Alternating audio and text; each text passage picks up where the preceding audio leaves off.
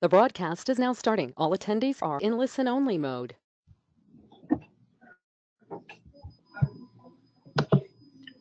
Good morning, everybody. Thank you so much for joining us for this webinar on emerging streams, rescuing prepared foods.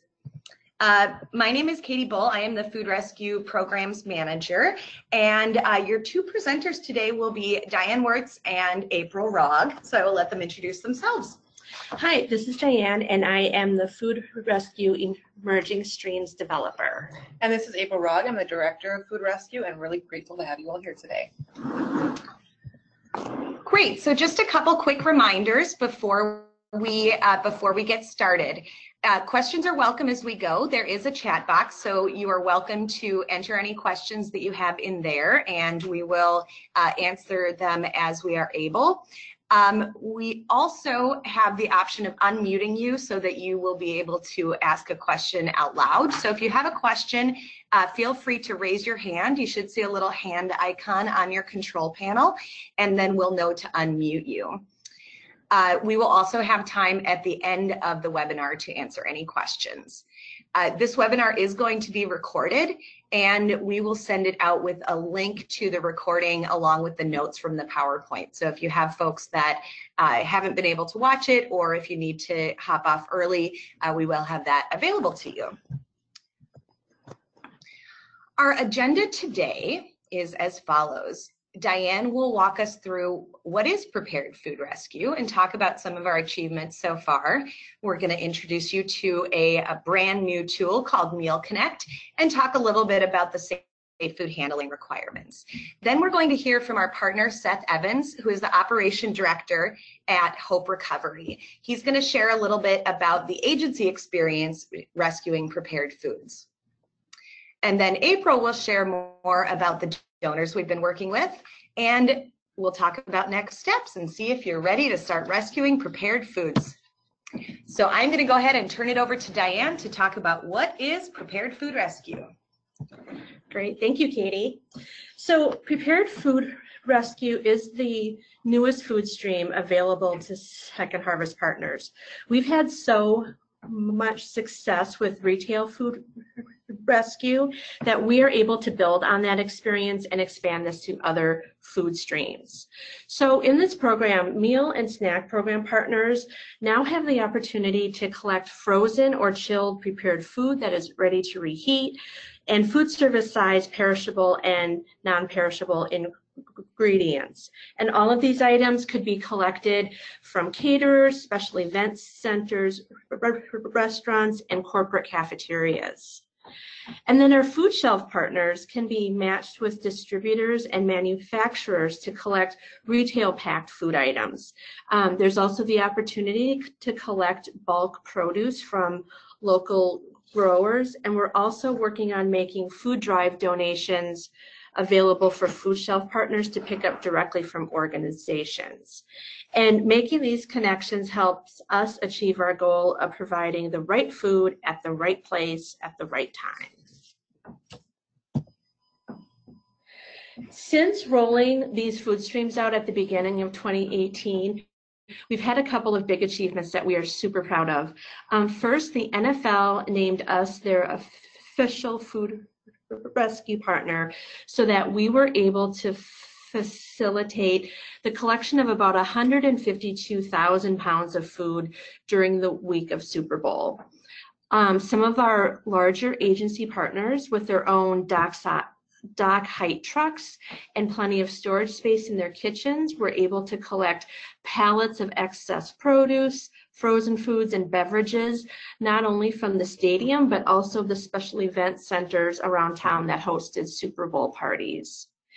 And our smaller agency partners were able to collect donations such as trays of pre-made sandwiches and other items from restaurants and caterers. And during Super Bowl, we also piloted a volunteer delivery program to help smaller agencies who were unable to collect donations because of staffing or vehicle challenges. We learned a lot during that pilot, and we'll be using those learnings as we continue to work with smaller agency partners. Another achievement in 2018 is that we successfully piloted weekly donations from the General Mills corporate cafeteria to a small residential meal program. And so these two partners helped us test not only the Meal Connect software, which you will hear more about, but also the entire collection process to make sure it is as safe and easy as possible for both the donor and the agency. So we have some goals for the second half of 2018 to build on these achievements. First, we want to increase our donor pool from the current 75 donors to at least 100. We are getting calls and emails from potential donors on a weekly basis, and we're also doing our own outreach to find donors across our service area. We also aim to at least double the number of participating agency partners. We're hoping the information you hear today gets you thinking about how your organization can benefit from this program. And we are really excited to participate in a new pilot with a cohort of Feeding America food banks. The middle mile delivery pilot will help overcome some of the challenges smaller agencies face in collecting these valuable donations. New agencies will be needed to participate in this pilot, so please think about whether or not it could be a good fit for your program. And if you have questions about that pilot, please feel free to contact me. So let's talk a bit about Meal Connect. Meal Connect was developed by Feeding America and funded by Google, Walmart, and General Mills. It's an online platform that makes rescuing prepared food easy and safe. It matches donors with agency partners and tracks the donation process from start to end. As a food shelf or meal program, you probably get all sorts of donation offers on a regular basis. When you accept an offer that comes to you through Meal Connect, you can be assured that the donor has been vetted and the offer has been reviewed to make sure the food has been handled safely. Meal Connect is free and easy to use for the donors, the food bank, and agency partners. And it can be accessed from a computer, a tablet, or a smartphone, and allows all parties to track donations over time. So the Meal Connect process is really very easy. I'm going to walk you through the steps here. First, the donor enters the donation description, and the program takes them through some steps and asks questions about the reason for the donation, the food categories, the approximate quantities, and the storage needs, whether the product needs to be in dry storage, the cooler, or the freezer. It also asks about the code dates and the packaging, and finally the desired pickup date. After that, an agency is matched to the donation based on their location, storage capacity, ability to collect, and the types of products that that agency desires. Right now, agencies are matched manually by me, but eventually Meal Connect will complete this step automatically. As soon as an agency is matched, the contact person at that organization receives either a text, email, phone call, or combination of those three, telling them that there is a donation opportunity. And then that person has 90 minutes to either accept or decline the offer. If they decline the offer or do not respond, the offer is automatically passed to the next agency.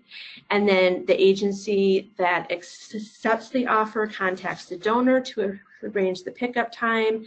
And then after the donation is collected, that agency enters a receipt in Meal Connect. And of course, as with all food rescue, there are safe food handling and transport expectations. Not all product streams or donations are the same, but here are the steps needed for any perishable items. We ask that agencies check and log the temperature at both the pickup and at delivery at their program location. And if you're transporting perishable foods under 30 minutes, freezer blankets or coolers with ice packs are needed. And if transporting over 30 minutes, a refrigerated truck is required. Second Harvest has secured some grant funding that we are able to use to help agencies in purchasing thermometers and freezer blankets. So now we are going to hear from Seth Evans. Seth is the operations director at Hope Recovery, and his staff has been collecting grab-and-go items from 2 locations in the Minneapolis Skyway. I've asked Seth to talk about the questions you see here on the slide, and please feel free to ask any other questions you might have. Are you there, Seth? I'm here. You. I'm here. Yes, my name is Seth Evans. I'm the operations director for Metro Ministries. We feed about 110 people per day, 7 days a week. And so how we use the food is either supplemental snacks, or people that go to work will use it for lunches or what have you. All the food that we've been getting has been organic. It's fantastic. Salads and sandwiches and other products that they sell there. The benefits, it's saving us money for one, and in both in labor and in food costs. So the only challenges that we've really experienced have been rush hour. Because the pickup times are close to rush hour, and so driving through downtown Minneapolis it's been the only challenge that we've experienced. Other than that, our experience has been great. The food is fantastic. I mean, as soon as we bring it back, it doesn't take long for it all to go. Somebody's eating it. So, yeah. Great. And then, what has been your experience with Meal Connect? It is a brand new program, and we are giving feedback back to the team, but have you found it easy? Are there any steps in the process that you find challenging? There really hasn't been anything too challenging. The first day we were figuring out, how to use the Meal Connect and just where the pickup locations were, and that was it. After that first day, there hasn't been any challenges really. There hasn't been any challenges really. It's been pretty smooth. Great, thank you, Seth. Yep. Seth, hi, this is April, and I wanted to kind of expand the conversation a little bit to talk about what kinds of opportunities are available for us out there in the community.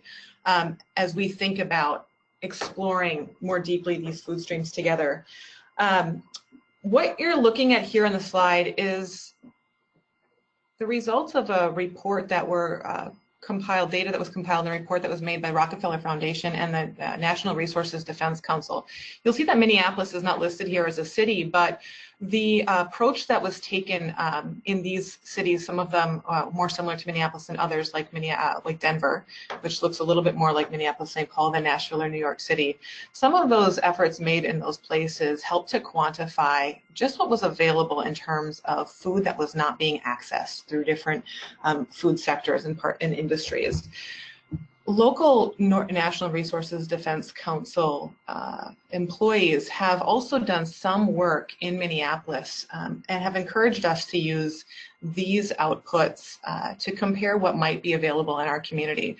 As Diane mentioned early in the conversation, we're really taking our experience in retail food rescue and expanding our success there into these new food streams and channels. I want to bring your attention, it's a little difficult to see in the slide, but if you can find the kind of lighter purple piece of the pie in all of these cities, and I'm looking maybe more specifically at Denver, you see that about somewhere between 5 and 9% of each of the pies is representing the foods that are coming out of grocers and markets or retail stores that are not being used as they're in their intended way to be sold by the customers. So right now this is a measure of the waste in these spaces. What I find very interesting is that's our largest program at Second Harvest today, and we'll do about 40 million pounds of collections with our partners in the retail sector through our agency connections and also through our fleet. And if you look at what's available in some of the other areas, we're seeing at least 3 times as much waste in the restaurant and catering industry, and then additional waste in hospitality, which is your orange slice, corporate kitchens, universities, and event centers. So what we recognize is that there is a lot of opportunity out there in our community for foods that we can access that could be very useful, particularly to meal programs, but also some of our food shelf partners that we haven't accessed yet. I do want to acknowledge that many of you are already working with many of these partners, and we certainly understand that there are relationships that have been developed that we want to help to either deepen or make more simple as you process some of those donations, but we also want to help access some of the partnerships that we haven't developed or haven't had a sustainable relationship with. At Second Harvest Heartland, we get a lot of phone calls from partners in the community like restaurants and caterers asking us to partner with them for food rescue efforts. And historically, we've responded by giving them phone numbers or contacts from some of our meal program partners. And we're excited that today Meal Connect allows us an opportunity to provide that donation information to you directly and give you an opportunity to have the first right of refusal essentially before we move it on to another partner. That way we're able to say yes to this food when organizations in our community call us, and it gives us a little time and a structure for moving those resources to the right partner who can best use them. As we think about donors, go ahead, thanks.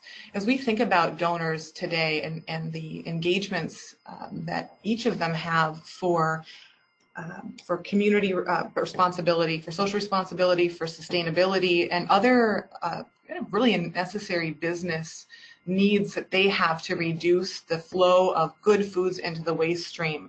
We also have partners at the city and at the county level who are responding to calls from EPA to reduce food waste by half by 2030. So we've become a very central part of the conversation here in our community, as have many of you, to help with these local partnerships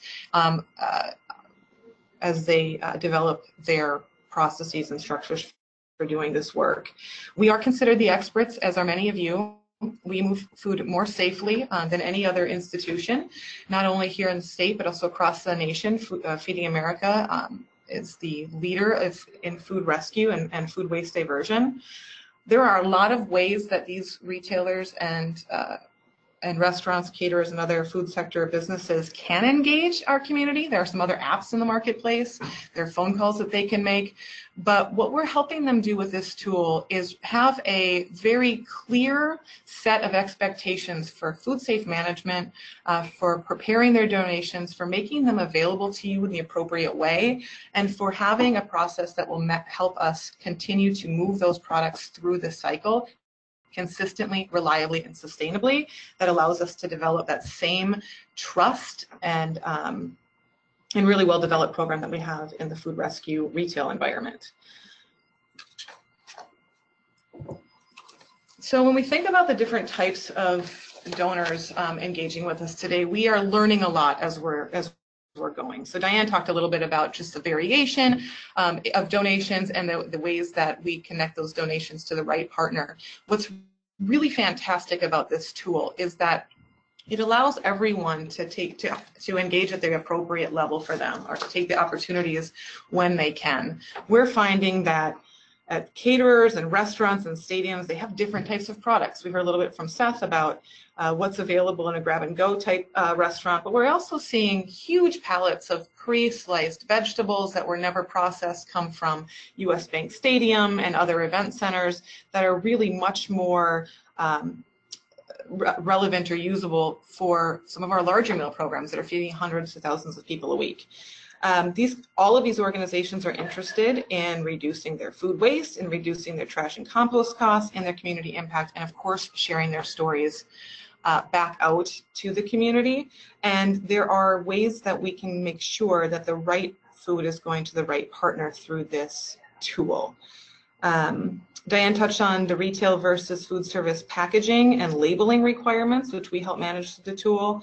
But I think what we're most excited about is that those of you who don't have today a regular access point for perishable foods will be able to opt in as desired to items that are coming to you. And even if the opportunity that you pass on today isn't the right fit, you'll still be in line for receiving another opportunity in the future or tomorrow.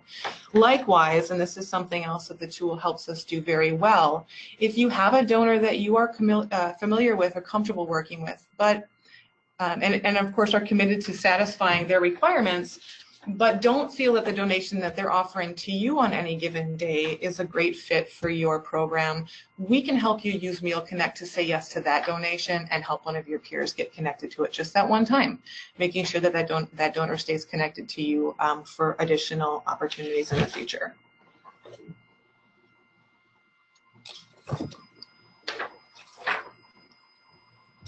Again, food safety is always going to be the central element of a successful program when we're engaging our agency partners, donors through the Feeding America Network. Diane also touched on this earlier in terms of what can be assumed about what foods are coming to you through this channel, but each of these opportunities are vetted by Second Harvest Heartland staff member before made available through the network. And prior to posting donors' donation opportunities, we have discussions with them and provide some training and oversight in terms of food handling and food packaging. We are ensuring that we're meeting food labeling requirements from the state of Minnesota, which have changed a little bit in the last couple of years. So we're really thrilled to be able to move forward with the federal standard of providing the appropriate packaging labels for just avoiding any food allergen concerns. So these foods that were previously required to be labeled down to the allergen level now can move through meal program partners with the proper food safety training directly to the clients who can best benefit from them.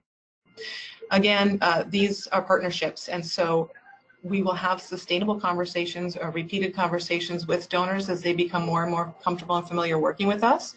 So if there are things that we can do to help them prepare the foods for you better, we'd certainly like to have that feedback. And we also feel very proud of the role that we're playing for the network in that we are kind of early users, early adopters with this tool, and the types of feedbacks we get from you and the things that we build in the tool here in Minnesota will actually help other food banks and food shelves and meal programs across the nation gain access to these products.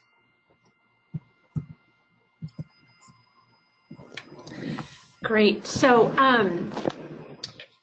as Katie mentioned, you will be getting an email after this webinar is complete, and included in that will be a place to click and take a survey that that can help us understand better what types of donations you're interested in collecting, and also it asks a few questions about your type of programming, some of your storage capacity, and your staffing and vehicle resources. We really look forward to talking to you about these opportunities and hopefully finding a good fit for your operations.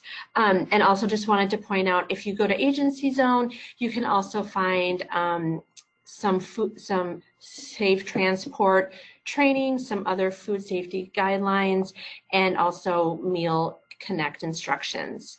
So that's all we have right now. I do want to open this up to questions, and Katie is going to, I think, read some of those that have come in. Yep. So feel free to raise your hand if you want to ask a question verbally. Otherwise, if you would like to just type in any questions, you can certainly do that. We do have some great questions here already. So first, I know that April just covered this, but just to clarify for everybody, so between food shelves and meal programs, what are the labeling requirements that they would need to distribute food? So these prepared foods, who can actually distribute them with this minimal labeling that you were talking about? So I think that the majority of the items that come in with the prepared the label on it that we provide to donors really is appropriate for meal programs that will incorporate that food into their operations. We are seeing a lot of donations of retail pack with, you know, your standard retail packaging and labels, and those are the types of items that we would direct to food shelves and pantries and anyone who is giving the items to clients to take home. Great. So if I'm feeding people on site, it doesn't have to be retail packaged. Exactly. Got it. Great. Thank you. What are the hours that the alerts are sent to agencies when there's a donation available? Is it during the business day? Not always. There are offers that come in the evening and weekends also. We understand that that agency partners aren't always able to respond to those. So we do have the option in Meal Connect that if an offer comes through in the evening, we can kind of put it on hold, and so that it will go out at 7 a.m. So you don't ever have to worry about leaving the office and having offers come through that you're not able to respond to. Great. And so then what is the turnaround for pickup after a donation is actually accepted by the agency? That's a great question, and it really varies quite a bit. There are some, especially smaller donors, who really need the product out as soon as possible because it's taking up space in their storage or their cooler. Others are more flexible and they'll give a time period of several days, but it does vary quite a bit by donor. But we've also found they're all typically so happy to find a good home for this product that they are willing and able to be flexible and schedule that pickup, at the best time for both parties. Great. Is there any kind of fee or cost to getting this food? There is not an upfront fee. The only kind of cost really is your staffing and perhaps vehicle expenses. But as far as a charge per pound or anything like that, no, you are picking the food up directly, and you're not getting a bill for that food from either the donor or Second Harvest. Great, thank you. Another question here. Say we receive a huge donation of Hot Dish. Thanks, Rhonda. She said, how Minnesotan is that? From a local caterer. If they provide a huge package, are we allowed to break that down into smaller quantities? And what are the rules for that? I think that would fall under any other repacking guidelines as you probably experience with other bulk items. So I will say I'm not the expert in that area, but I do know there are guidelines around having a clean room and other abilities to break down bigger quantities into smaller packaging. We would also probably not offer giant pans of Hot Dish to a food shelf, knowing that would be a challenge to hand out to your clients. I wanted to just respond to that as well. From the retail labeling perspective, you can imagine a situation in which one of your local grocery stores might have a pan of product that they would have cooked and then served in their deli that could potentially come through donations. Anything that would still be in that pan size that would need to be repackaged to go with a family would still need to be retail packed to be legal to distribute in Minnesota. So many of our grocery partners have that capacity in that they can print out their labels, which includes the date of making the product, the ingredients to the allergen level, and also the weight. Those are the requirements for retail packaging. But that would probably be something we'd want the donor to do. So if that's a pretty consistently available opportunity for you, I think there may be an upstream way to make those changes. Otherwise, those would be the best types of products to go right to a meal program. Great, thank you. How about the notifications for donations? Can multiple staff members get those notifications? Yeah, I think there's at least the ability to enter to contact name, email, phone, numbers in Meal Connect, and perhaps even more beyond that. So yeah, we understand we don't want one person tied to their computer or phone every day, all day. So we can have that sent out to multiple people, and we can change it at any time too. So if you're the primary contact and you're going on vacation, we can change that to a backup person and then change it back after you return. Great. And just as a reminder, if people do have questions, feel free to raise your hand or to just type that to the questions chat box. So just got a couple more here. So currently getting donations from a retailer, would we need to enter these statistics into Let's Solve Hunger to report these pounds? The good news is no, you do not. So when you enter, after you bring the donation back to your program location, we do ask that you go into Meal Connect and enter a receipt, which really is just verifying that you picked up that collection, and we do ask you to verify the poundage. So once you enter that, that's all the reporting we ask for, and you do not also have to enter it in Let's Solve Hunger. At some point, I don't know if I should spill the beans, but at some point we do hope to put more, if not all of our retail food rescue through Meal Connect, just to simplify the reporting process. There are some kinks in that process we have to work out, but that is a goal that we have ongoing. Just to further complicate the conversation, I would add Meal Connect is actually a tool developed by Feeding America for the purpose of reporting retail stats. It operates very similarly to Let's Solve Hunger in terms of an interface and simple to use. Right now, there'll be two different ways to enter your retail stats through Let's Solve Hunger and your prepared food or opportunities that come through Meal Connect. But again, once it's been entered through Meal Connect, it does not need to be and should not be double reported through Let's Solve Hunger. The part of Meal Connect, the function that we're talking about today, it's got its own name. It's called real time. So really, we're saying let's use this great Meal Connect tool to use the function of real time to connect those relationships or connect those community opportunities directly to you. So as we do develop our conversation with agency partners around Meal Connect's opportunities, this will sound more and more like just the real time function. But as we introduce it today, I think this is what it means to us now, and more information to come as we develop that process. Great. And so last question I have here is, oh, here we go. Can you only pick up at the Simples Grab and Go in the Minneapolis Skyway? So I'm not sure, Christy, if you're asking if there's other Simples locations.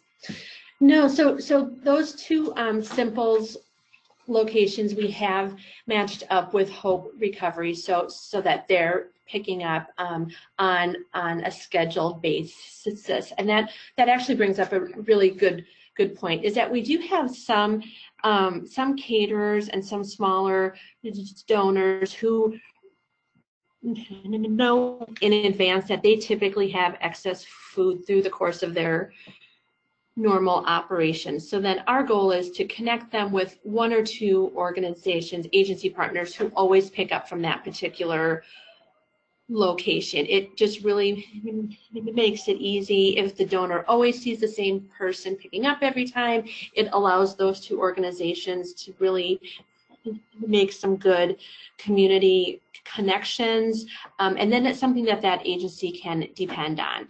We also have a lot of donations that are kind of ad hoc. They come up after a special event. A caterer, has catered a wedding that was outdoors. They were expecting 300 people. It stormed that day, so they might have, a significant quantity of extra food. And so then when that goes through Meal Connect, we just pair them up with the agency that is close by, has the capacity, and is able to pick up that, that particular donation. Great, thank you. So obviously Diane will be available for additional questions should you have them after the webinar. But what are the next steps, Diane?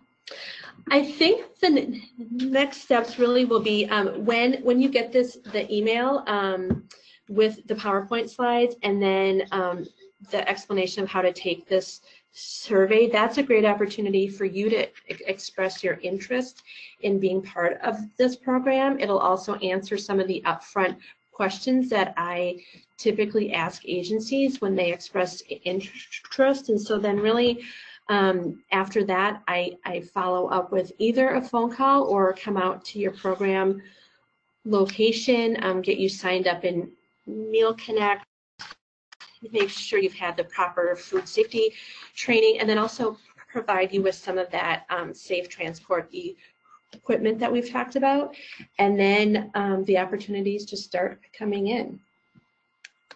Great. Well, thank you very much, everybody, for joining us today, and you will see that follow-up email coming out shortly. Thank you, April and Diane, and thank you to Seth as well. Have a great day, everybody.